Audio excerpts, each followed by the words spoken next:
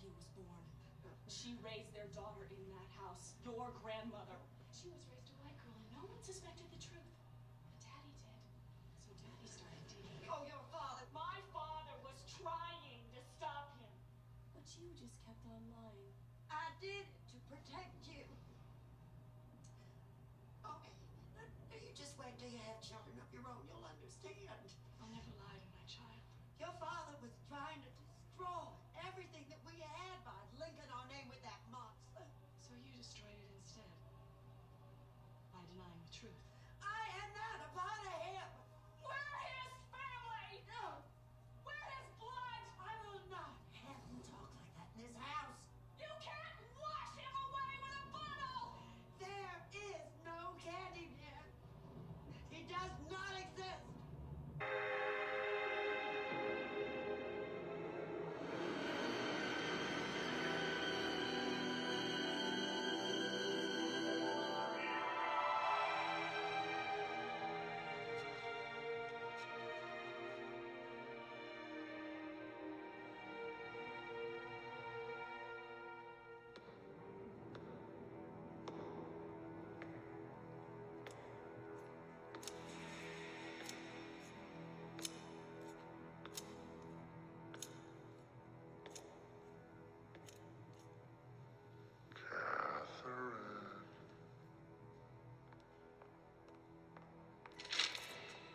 You were such a little artist. No, it can't be.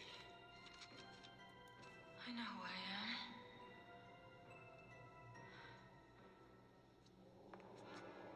I know who I am. Here's my blood. Only you could have brought me out. And you're mine. But you can't be my father. They took you away from me. In a Voorhees was he born. Through a Voorhees may he be reborn. And only by the hands of a Voorhees will he die. Jason had a sister, your girlfriend's mother, Diana. Now that she's dead, he has only 2 blood relatives left in the world with the power to kill him or make him reborn. Jessica and her baby. Gotta get out of here. I've gotta protect them. The only way to do that is to kill Jason, and you can't. But Jessica can. Tell Jessica about her birthright. Make her believe you. Go to the Voorhees house, find proof. Because if you don't, Jason will kill her. And your baby. Lil Woody, what's up? You hear me? What's going on with all my kid folks out there, man? This your comrade, you hear me? This your kin folk, you hear me? This your partner, Tay Light, man. What's going on, you hear me? Welcome to my channel, Cult Movie Deep Dives, you hear me? My name is Sean Tay, y'all can call me Tay.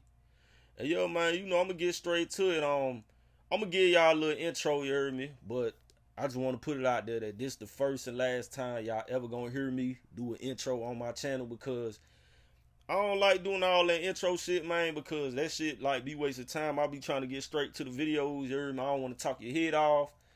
You know, some of y'all got short attention spans, so, you know, I'm gonna try to keep it real brief, you feel me? And I don't mean that in no disrespect. I'm just, you feel me, trying to get the video out the way so y'all can get this information, right?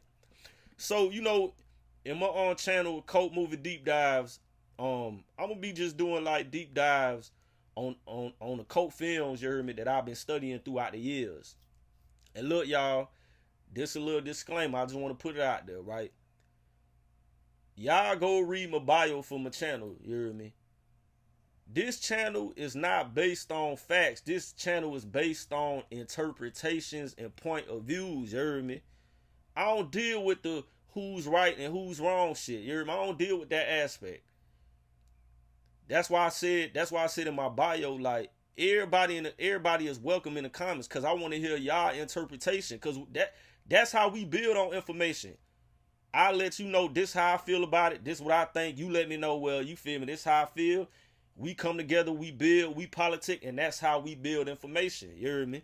I ain't doing all that back and forth arguing, you feel me, when motherfuckers telling them like, oh, you feel me, this what it mean. Like, yeah, so if you want to deal strictly with like facts and you want to be the smartest motherfucker in the world that know everything, this ain't the channel for you, man. We breaking down occult films, giving our perspective, our interpretation of what we feel like it means. With me, you heard me? I'm telling you what I feel like. The information that I'm presenting to y'all. So again, if you want to deal with a strictly fact-based channel, you heard me? A motherfucker that's gonna give you all the right answers and all that, well, go ahead and gonna slide over there, you hear me? So yeah, man, I got that out the way. I'm gonna get straight to it. So my first video, you hear me, that I'm talking about is Purifying a Dirty Bloodline, you hear me? So it's 3 films that y'all looking at right now. Freddy's Dead, The Final Nightmare, Jason Goes to Hell, and Candyman, Farewell to the Flesh, right?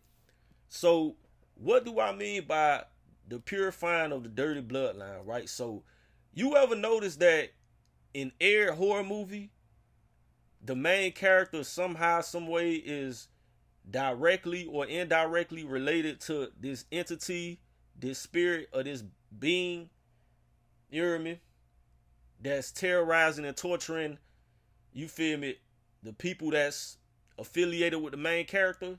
And the main character is always a female, a woman. If you ever watch, watch every horror movie, it's always gonna be the main character is a woman, which I feel like it's trying to tell the whole story of Sophia and the demiurge, and you feel me, this whole Jesus and this whole Mary Magdalene and Jesus story. It's a like reoccurring theme.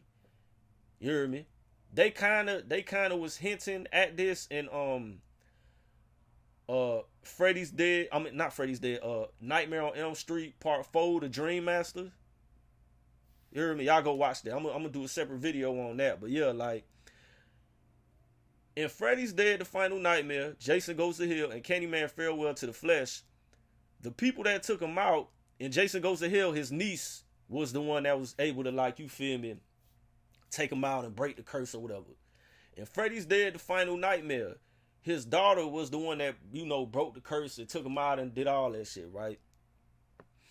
In Candyman, Farewell to the Flesh, his granddaughter was the one that, you know, broke the curse, you feel me, took him out and all that.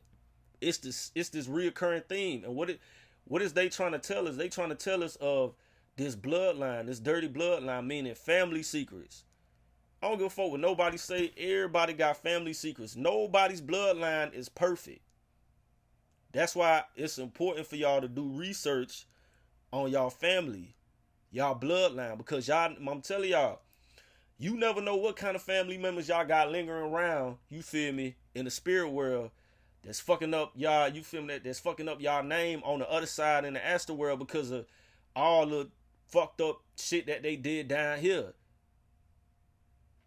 You heard me? And again, like, this purifying of the dirty bloodline starts with, like, you reaching out, you doing research on your ancestors and reaching out and contacting them. Like, a lot of people don't realize that, like I said, Freddy's niece, Jason's niece, Candyman's granddaughter, and Freddy's daughter were the chosen ones sent to liberate and break the family curse. You heard me? A lot of people never realize that or paid attention to that in these horror. I'm telling you, it's showing you it's showing you how we supposed to purify our bloodline by getting rid of that spirit. Freddy's daughter got rid of Freddy and those dream demon spirits that was terrorizing Freddy. And in Nightmare on Elm Street Part 4, The Dream Master, it shows you that. It shows you that Freddy's mother, and it's crazy, they always show religion. Freddy's mother was taken to this, like, hospital / psychiatric ward, and then, you know, she gave birth to, like, this demon-like creature, which is, like, basically what Sophia did. Sophia giving birth to the demiurge and shit like that. And, you know, Freddy, he came out and he was real jealous. He was jealous of his mother. He was jealous, and he was upset that his mother brought him into this world. And in Jason Goes to Hell, Jason's sister was trying to break the curse. She was trying to, like, whatever spirit that was attached to Jason, she was trying to find a way to break Jason free from that. But like I said, it didn't start with Jason. That's why I said it's important to go back and do research, because, for example, like, you might have an uncle in your family that's on drugs. Or you may have, like, an auntie in your family, like Auntie Ella, Auntie Joyce might be an alcoholic. You think that just because she the only alcoholic in the family, that you think it started with her. No, it ain't start with her. You heard me? You got to go back and do research and see, like, damn, who in my family before Auntie Joyce was an alcoholic? You got to go back all the way back to the first one. Or you may come from a long line of motherfuckers that's gamblers, that's addicted to gambling. You know, you might be the only one in your family that gamble right now, but you think this whole, like, this whole gambling addiction, it started with you. No, it didn't start with you. Trust me, somebody in your family a long time ago was a motherfucking gambler out there, hitting big and losing at the same time. So what I'm saying is, a lot of people need to realize that, we were sent to do this work of purification and sanctification of our bloodlines. You hear me? We have the willpower, determination, the drive to be able to go out there and liberate our family astrally and physically, to be able to break those chains, to be able to break that curse, to be able to get rid of the filth and remove that spirit that's trying to leech on and attach to your family's name, your family's last name, that that attached to that bloodline. It's like a parasite, you heard me? And Freddy's Dead, The Final Nightmare, Jason Goes to Hell, and Candyman, Farewell to the Flesh just taught me that, like, we got to be willing to be able to, like, put our pride and ego aside and not be the motherfucker to be like, well, shit, that ain't my problem. No, it is your problem, because you were part of that bloodline. Because if you don't fix the problem, it's going to follow you into your own bloodline. When you end up having cheering with somebody else, it's going to follow you into that bloodline, into that new bloodline. What you think, that shit was going to, like, stop right there? No. It showed you this too in the I'm going to do a separate video on Nightmare on Elm Street, The Dream Master, but that's a real good film that tells you a whole lot about, you feel me, of family bloodlines too, you heard me? But yeah, like, you got to be willing to do the work and put the pride and the ego aside and say, well, that ain't my problem, that ain't me. Like, I'm not the one in the family that's drunk. I'm not the one in the family that's an alcoholic. I'm not the one in the family that's a pedophile. I'm not the one in the family, you heard me, that's on drugs. Yeah, you not. But you still responsible for your family name. That's going to follow you until, and it's going to keep going. Your cheering. If you don't end up fixing it, it's going to follow you into your kids' bloodline and your kids. People don't realize that, like I said, when a parasite hatches, when a parasite is inside of a host and it hatches its eggs, you could kill the main parasite all you want to, but the eggs, there's new eggs there, you hear me? It's going to keep growing and growing and growing and growing and getting affected and all that. So I know people in the comments, they're going to ask, well, how you get in contact with your, family member. Well, first of all, you got to do research, do your genealogy. You got to figure out, and look, y'all, I know some of y'all ain't going to be able to go back 3, 4, 5 generations. You feel me? If you at least able to go back 1 or 2, possibly 3, Erman, what I want you to do is I want you to pick 2. If you able to go back 1 generation, All right, pick one. If you able to go back to 2, pick 2. If you able to go back to 3, pick 3. So what you do is, now look, y'all, you don't have to do it like this, because I know a lot of people feel like, well, you heard me, I gotta do an altar. You don't have to do an altar. I'm telling y'all right now, you ain't gotta do an altar. Your your ancestors live within you. Like, I'm not saying that, you feel me, it's something wrong with doing an altar. Like, you ain't gotta do an altar. I'm just saying, if you want to get in contact, first of all, if you want to get in contact with anybody astrally, you feel me, one thing you must not do is be afraid, be scared, be timid. Cause like spirits ain't gonna be playing with you, man. You can't be wasting their time. It's not like they sitting up here waiting on you to call them. It's like they bullshitting all day and, oh, such and such call me, let me go see them. Nah, like, be very brief with these spirits. Don't waste their time. Tell them what it is. It don't matter if it's a direct family member or not. You feel me? Because you trying to get this information. You trying to, like, you feel me? You trying to put the pieces of the puzzle together. So you can't be afraid. You can't be shy. You can't be timid. You keep it brief with them. Be honest. Don't lie. You heard me? And no. Don't believe. No.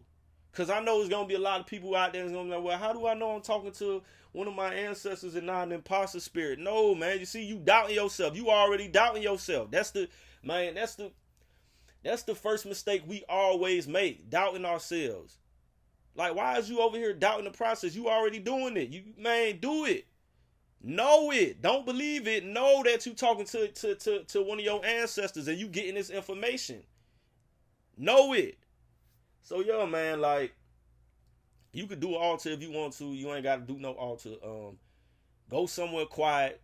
I like to go to the beach, you feel me, early in the morning when ain't nobody really there, you heard me? So go to the beach, find a little quiet space, get in a meditative state, and call on the ancestor's name. And be so immersed. Because, like I said, it's going to be a lot of distractions, but be so immersed, like the wind, and you might get itchy, but be so immersed in that meditative state that nothing could break that, you heard me? Get so immersed and deep in that meditative state, call on your ancestor, and ask the questions you feel me, you want to ask to get the information that you supposed to get to be able to liberate and free your family. I'm telling y'all right now, do it. And again, if you want to do an altar, that's cool. Get a picture of that ancestor. If you ain't got a picture of that ancestor, just write their name on the paper. Light some candles, some incense. You hear me?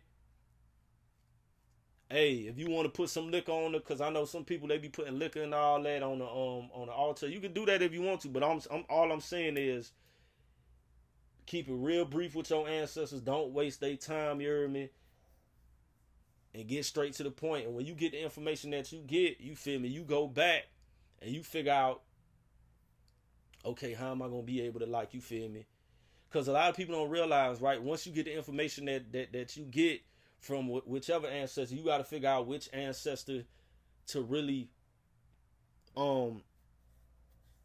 focus on and target. Not target in a way where, like, you feel me, you coming for that person, but I'm saying sometimes you're going to have to cut an ancestor off from that tree.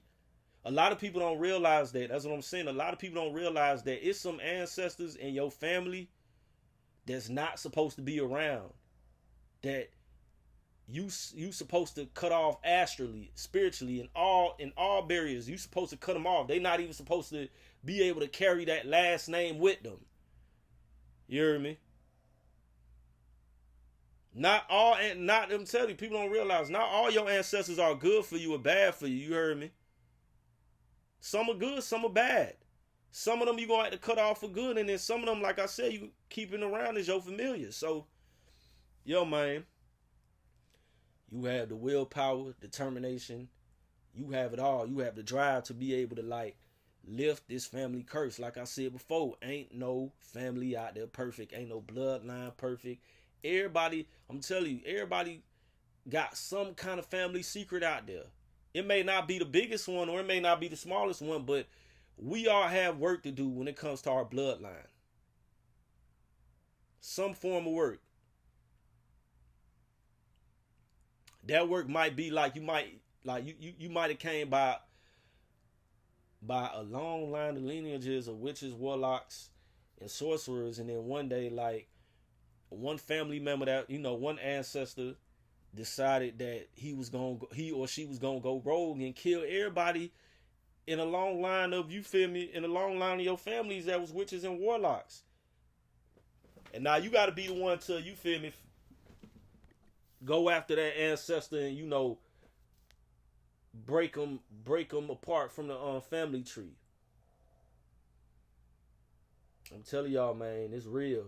Jason Goes to Hell, Freddy's Dead, The Final Nightmare, Candyman, Farewell to the Flesh. It's telling you to purify and get rid of the filth in your family bloodline so it could become anew. I love y'all, man. I'm gone.